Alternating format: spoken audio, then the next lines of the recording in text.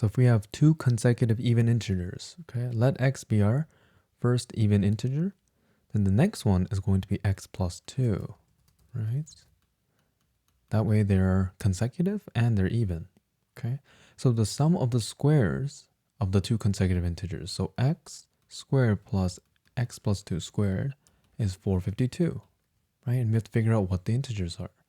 So expanding this, we get x squared plus, using FOIL, you can get x squared plus 4x plus 4, right? Bring the 452 to the other side, then you can get 2x squared plus 4x plus 4 minus 452, so that's minus 448, okay?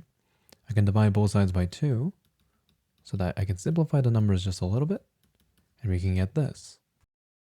You can graph this, right? And you can do that by using a graphing calculator or noticing that I can factor this like this, okay? And x plus 16.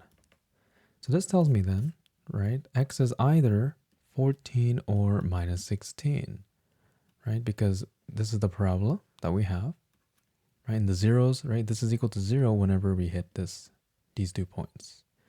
Okay, so that means if x is minus 16, this tells me then that x plus 2 has to be minus 14. Okay, or if x is 14, this tells me then that x plus 2 has to be, right, 16. Okay, so we have two pairs of solutions.